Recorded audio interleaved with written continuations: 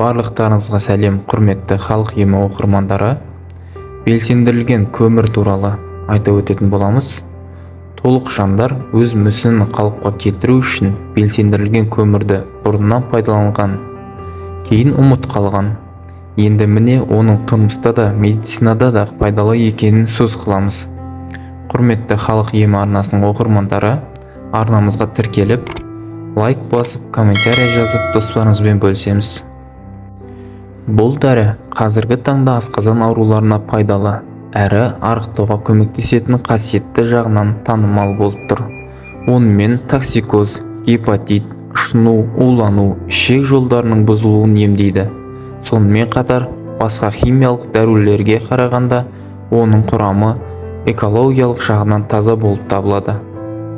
Белсендірілген көмір арқылы арықтаудың сан алуан түрі бар. Біз сіздерге екі түрін ғана айтып өтеміз. Біріншісі, белсендірілген көмірді аздан бастап, уақыт өткен сайын көбейтіп ішіп отыру керек. Ең көп дегенде салмағыңыздың 10 килосына бір таблеткадан ішесіз. Дәріні күннен бір рет қана қабылдау керек. Таңғы астың алдында ішсеңіз тіптен жақсы. Екінші әдіс, күніне 3 рет 3 дана дәріні тамақ алдында 1 сағат бұрын ішу қажет. Дәрі қабылдау арқылы 10 күннен кем болмауы керек. Одан кейін үзіліс жасап, 1 аптадан соң қайта жалғастыруға болады.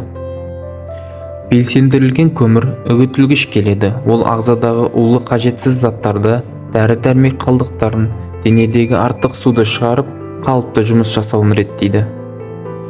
Арықтауға тез көмектесетін белсендірілген көмірдің зиянды жақтары бар екенін де ескере кеткен жөн.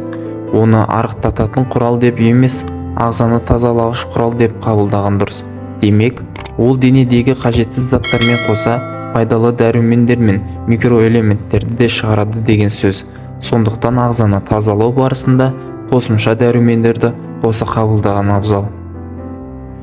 Тағы айта кететін жайт, белсендірілген көмір көп қолданғаннан кейін созылмалы іш қатудың себепкері де болады. Ол денедегі суды шығарса, ішек жолдары нәжісті баяу шығарады да қиындықтар тудырады.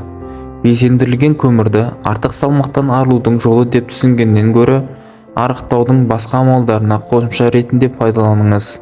Қандай жағдай болмасын, көмір арқылы арықтауға шешім қабылдамай тұрып, дәрігерден кеңес алыңыз.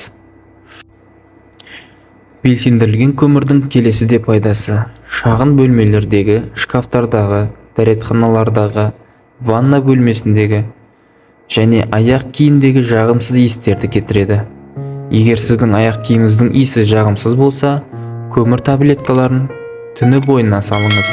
Әрбір аяқ киім 10 данадан тұрады. Таңертең нәтижеге сізді таң қалдырады.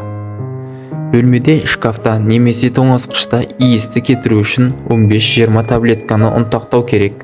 Бұл ұнтақты дәке дорбаларына немесе тесіктері бар қораптарға салыңыз.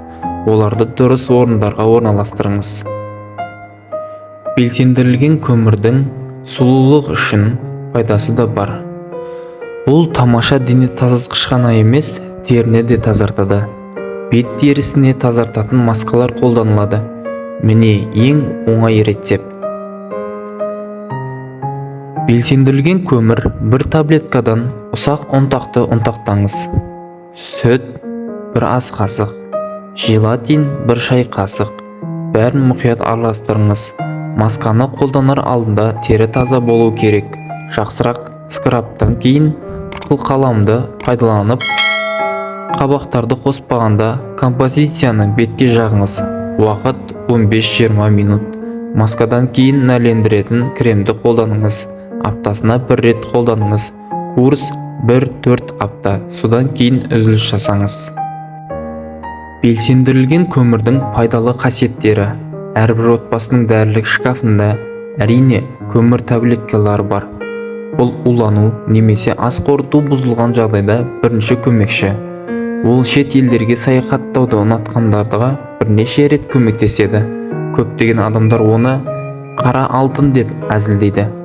1 пенни құралы қымбат дәрілерді алмастыра отырып, көптеген пайда әкеледі. Көмір таблеткалары зиянды заттар мен жағымсыз иістерді сақтайды. Дәрілік қолдану тістерді ағартады, тамақпен және алкогольмен жедел уланумен, метеоризм, сальмонеллез, дизентерия, әртүрлі препараттармен ұйықтататын психотроптық есірткілік улану кезінде және тағы басқа кезінде пайдаланылады.